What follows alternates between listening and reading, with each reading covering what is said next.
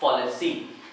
ठीक है, अब कॉन्ट्रा पॉजिटिव याद करिए, ये सब मैं आपको करा चुका हूं, कॉन्ट्रा पॉजिटिव वगैरह याद होना चाहिए।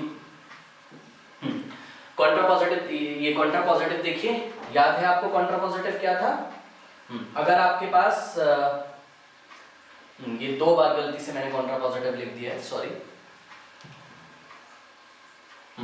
अगर आपके पास कोई स्टेटमेंट ऐसा है, इफ P then Q, मतलब P implies Q, ऐसा कोई स्टेटमेंट है, ठीक है, तो P implies Q का लॉजिकल मीनिंग वही होगा जो negation of Q implies negation of P होता है, ठीक है ना। तो P implies Q का कॉन्ट्रा पॉजिटिव क्या होता है? Negation of Q implies negation of P। दोनों के मीनिंग सेम है, मैं आपको करके दिखा सकता हूं। देखिए मैं आपको ट्रुथ टेबल से प्रूफ करा देता हूं, ठीक है। देखिए ये P है, ये Q है, ये हो गया ट्रू ट्रू फॉल्स फॉल्स, ये हो गया ट्रू फॉल्स, ठीक है। P implies Q का कैसे बनाओगे? याद करिए, एक ही इसमें रूल लगता है, true statement can never gives a false statement. तो a true statement can never give a false statement, तो ये फॉल्स, बाकी सारे कैसे हो गए?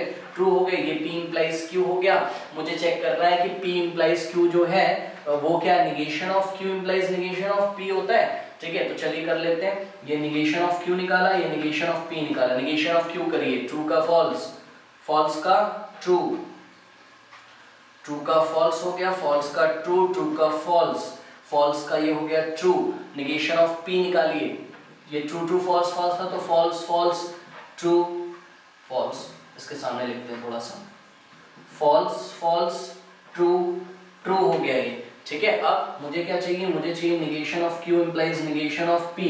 याद करिए, a true value can never gives a false value, a true value can never gives a false value. तो ये वाला जो है ये फॉल्स हो जाएगा, बाकी कैसे हो जाएंगे? ट्रू। ध्यान से देखिए, ये वाला कॉलम देखिए और ये वाला कॉलम देखिए। देखिए जो P implies Q है वही negation of Q implies negation of P है। देखिए P implies Q क्या आ रहा है? जब P Q ट्रू होता है तो ट्रू, जब P ट्रू होता है Q फॉल्स तो फॉल्स, जब P फॉल्स होता है ट्रू, Q ट्रू होता है तो ट्रू। तो वैसा ही सेम कौन फॉलो कर रहा है? Negation of Q implies negation of P। तो वही मैंने लिखा हुआ है कि P implies Q and negation of Q implies negation of P. These are two logically equivalent statements, है ना। इसी तरीके से ये देखिए कन्वर्स P implies Q का कन्वर्स जो होता है वो Q implies P होता है, ठीक है ना।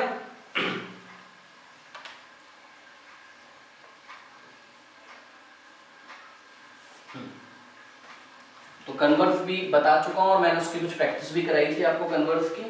तो कन्वर्स एक बार फिर से देख लीजिए, P implies Q का कन्वर्स Q implies P होता है। इनवर्स देखिए, P implies Q का जो इनवर्स होता है वो negation of P implies negation of Q होता है, ठीक है ना। जैसे कि ये हमने कहीं पे किया है क्या? Negation of P implies negation of Q? नहीं, ये नहीं किया। चलिए जरा इसका ट्रुथ टेबल एक बार बना लेते हैं। P Q, P क्या हो गया? True true false false, true false true false, और P implies Q। याद करिए statement, true statement can never gives a false statement, true statement can never gives a false statement. बाकी condition में कैसा हो गया? ट्रू हो गया।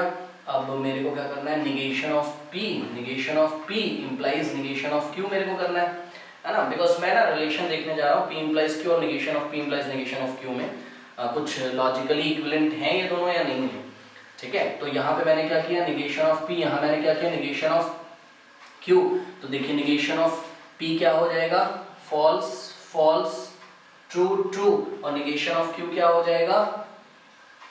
फॉल्स, इसका ट्रू और इसका फॉल्स और इसका ट्रू। अब negation of P implies negation of P implies negation of Q करिए। तो a true statement can never gives a false statement। तो ये क्या हो गया? false, ये क्या हो गया? true। ये हाँ ठीक है, ठीक है। ये क्या हो गया? true statement can never gives a false statement, और ये true और ये भी क्या हो गया? true, ठीक है ना। तो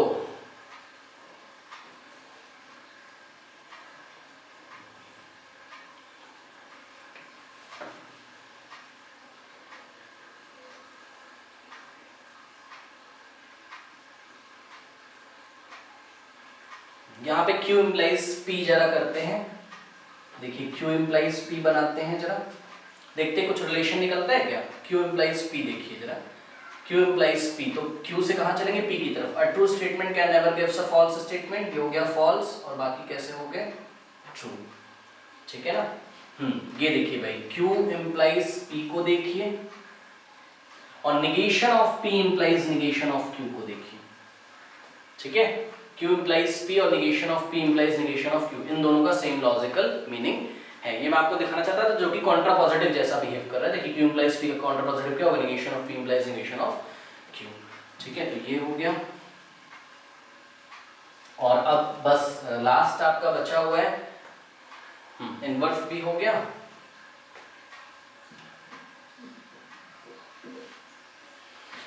negation of P implies Q क्या होता है, negation of P implies Q, negation of P implies Q आप कैसे लिखोगे, ऐसा, जहां मैंने इंग्लिश में लिखा हुआ negation of P implies Q, मैंने साइन लगा के negation of P implies Q is given by P and negation of Q, P and negation of Q, ये देखिए यही है P and negation of Q, last में मैंने फिर से लिख दिया, कोई बात नहीं।